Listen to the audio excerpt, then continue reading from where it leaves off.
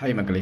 என்னதான் தமிழ்நாட்டில உள்ளவங்க எல்லாருமே நம்மள நாமளே சொல்லிப்போம். சோ கால்ட் இன்டெலிஜென்ட் வடக்கன விட நம்ம தான் பெட்டர் அப்படின்னு சொல்லிப்போம். ஆனா, இங்க இருக்கிற நமக்கே பாதி பேருக்கு ரிசர்வேஷன்னா என்னன்னே தெரியாது. பாதி பேருக்கு ரிசர்வேஷன பத்தின ஒரு தப்பான புரிதலோட தான் இருக்காங்க.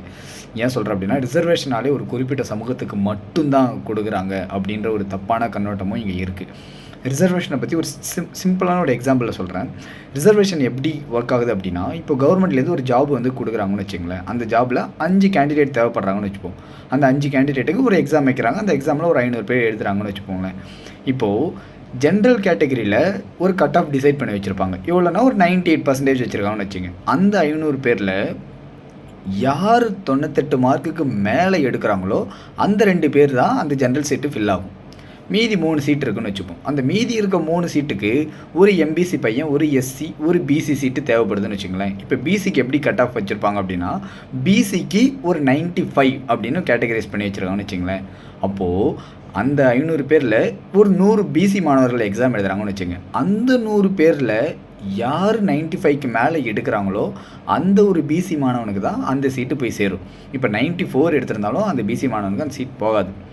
இப்போது அதே தான் எம்பிசிக்கு. இப்போ எம்பிசி கேட்டகரிக்கு கட் ஆஃப் ஒரு 93 டிசைட் பண்ணி வச்சுருப்பாங்க. அப்போ அந்த ஒரு 100 பேர் எம்பிசியில் எழுதுகிறாங்கன்னா, அந்த 100 பேரில் யார் 93க்கு மேலே எடுக்கிறாங்களோ அந்த ஒரு பையனுக்கு அந்த சீட்டு கிடைக்கும்.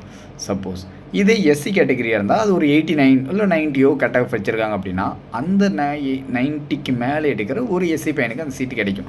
இப்போ இங்கே என்ன பிரச்சனை அப்படின்னா, இல்லை பிசியில் ஒரு 94 ஒரு பையன் வாங்கியிருப்பான், எம்பிசியில் ஒரு 93 ஒரு பையன் வாங்கியிருப்பான்.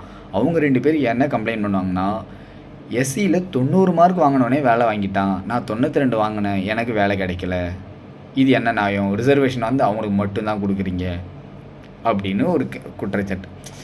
ரிசர்வேஷனுங்கிறதுக்கு எல்லாருக்குமே இருக்குது. இப்போ எம்பிசியில் இருக்க பிசியில் இருக்க மாணவர்கள் தோற்று போனது, தோற்று போகலை, அவங்க அந்த சீட்டை இழந்ததுக்கு காரணம் இன்னொரு எம்பிசி இன்னொரு பிசி மாணவன் அவங்களோட ஒரு மார்க் அதிகமாக வாங்கினதுனால தான் ஒழிய எஸ்சியில் உள்ள மாணவனால் அந்த சீட்டு போகலை. ஸோ நண்பா, இதான் ரிசர்வேஷனை பற்றின வீடியோ. சப்போஸ் இன்னும் ரிசர்வேஷனை பற்றி எனக்கு ஃபுல் டீட்டெயில்ஸ் வேணும் அப்படின்னா இந்த வீடியோக்கு கீழே கமெண்ட் பாக்ஸில் கமெண்ட் பண்ணுங்கள். கண்டிப்பாக நான் அடுத்த வீடியோவில் இதை பற்றின இன்னும் ஃபுல் டீட்டெயில்